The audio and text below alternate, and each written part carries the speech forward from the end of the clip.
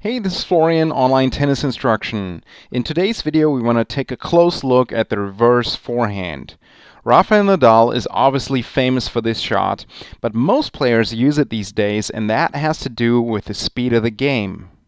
Here you see Roger Federer hitting reverse forehands, and he definitely uses it on a regular basis as well, even though not nearly as often as Rafael Nadal. Novak Djokovic also uses the reverse forehand, which you can see right here, and you should be using the reverse forehand in certain situations on the court as well, and we'll take a look at that in just a second. But first, let's discuss what we're trying to accomplish with this reverse finish and why we want to use it in the first place.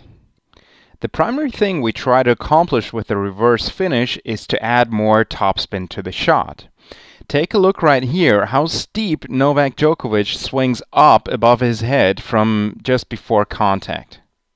Now there is a trade-off between speed and spin, and when we swing this much up, we simply don't swing forward or through the ball as much anymore. As you can see here with the green arrow, there still is quite a bit of forward momentum, but we're not swinging forward and through the ball as much as we usually do. So in order to hit that reverse forehand, you have to try and swing almost straight up from just before contact. It's kind of like you're just pulling the racket straight up, even though you will not be swinging straight up. You'll still have some forward momentum, but it should feel as if you're swinging straight up. With this shot, the hitting arm does not move across the body and instead finishes on the same side. So Rafael Nadal's left arm finishes on the left side above his head here. The other thing to note is that after contact, here we see contact, the racket continues to move forward. It moves up a lot, but it still moves a little bit forward. And now at this point, it starts to move backward as it goes even higher.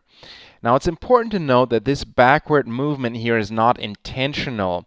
Players are simply trying to pull the racket up to add topspin, and then after contact it naturally starts to move backward a little bit. Now let's take a look at when it makes sense to use that reverse finish. Generally, I would say that it makes sense to use the reverse finish when we want to add a lot of topspin to the shot. Most of the time this happens in defensive situations. Here we see Roger in a typical situation where his opponent hit a very deep, good shot. Roger is forced way behind the baseline, and from here his goal is to neutralize with a high, deep shot, and the reverse finish is excellent in this situation. Here you see Djokovic in a similar situation, a fast shot, offensive shot coming into his forehand corner, and he decides to neutralize that shot with a reverse finish forehand where he uses the speed of the incoming ball and then just adds a lot of topspin to it. In the previous two examples, Djokovic and Federer still had quite a bit of time to hit their forehands. Another very common scenario for the reverse finish is when you have very little time. So a fast, deep shot comes to the baseline and you don't have time to go back, and instead you have to take the ball early and then just try to control it with a reverse finish. This shot is also used often when players try to hit angles, and of course Rafael Nadal uses this shot a lot in order to hit angles with his left-handed forehand to his right-handed opponent's backhand, and he really opens up the court with this angle and won a lot of matches with that strategy.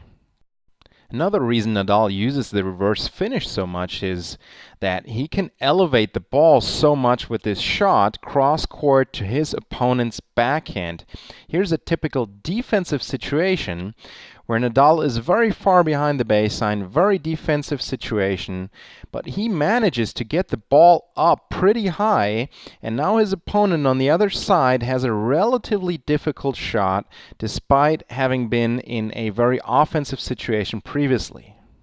So those are common situations for the reverse finish. You can also definitely use it for topspin lobs and on approach shots where you want a lot of topspin on your shots as well. Now, one word of caution here, you don't want to overuse this shot. In fact, I do believe Rafael Nadal is overusing it these days, and he would be better off if he would swing forward through the ball more often. I tend to use it with students in lessons when they struggle with generating topspin in general, because it really gives them a good feel for how topspin is generated. But then we go back to the fundamentals and trying to really swing through the ball after having hit several reverse finish shots. With students that have a fundamentally sound forehand, I will often practice the reverse finish in specific situations, exactly the kinds of situations that I just showed you in this video. If you enjoyed this video, make sure you subscribe to our YouTube channel so that you'll always get the newest videos.